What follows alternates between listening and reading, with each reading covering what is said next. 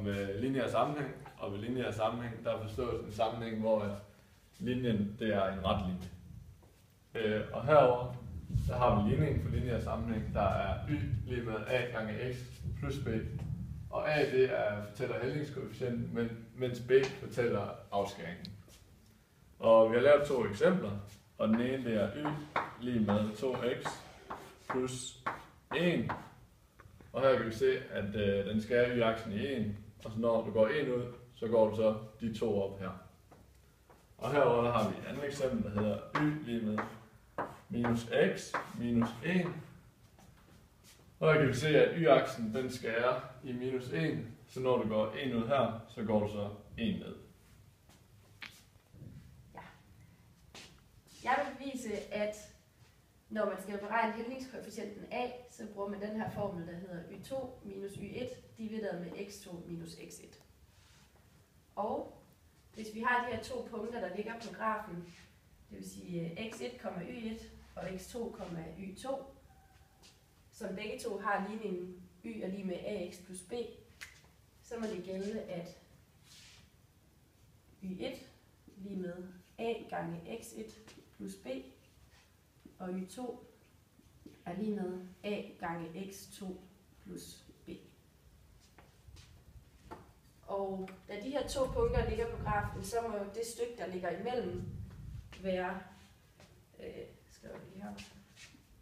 y2 minus y1 lige med a gange x2 plus b minus a gange x1 plus b. Og da det her det er en minusparentes, så bliver fortegnet ændret inde i parentesen. Det vil sige, at der kommer til at stå a gange x2 plus b minus a gange x1 minus b. Og så vil det sige, at der står plus b og minus b, så de forsvinder. Så står der nu y2 minus y1 lige med a gange x2 minus a gange x1. Så kan vi sætte a ud foran en parentes, så der kommer til at stå y2 minus y1 lige med a gange x2 minus x1. Så har vi sat det her a uden for en parentes. Så for at vi kan få a til at stå alene, så isolerer vi det. Det vil sige, at vi dividerer med x2 minus x1 på begge sider af lighedstegnet. Så derfor så kommer der nu til at stå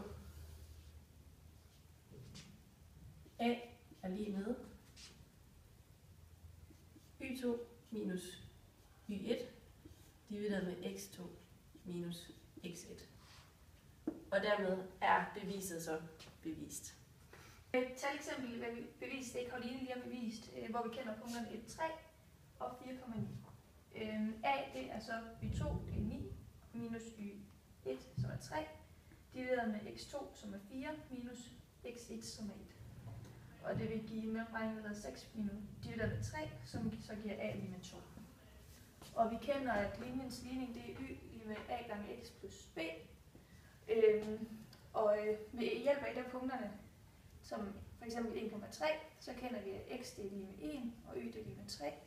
Så der vil vi sætte det ind i ligningen, så den hedder 3 lige med 2 gange 1 plus b, hvor vi så isolerer b ved at sige gange 2 gange 1 giver 2, og så minus med 2 på begge sider, så det giver 1 lige med b. Så linjens ligning, det må være y lige med 2 gange x plus b. Hvis man så har nogle data fra virkeligheden, så kan man ved hjælp af lineær regression i TI finde linjens ligning.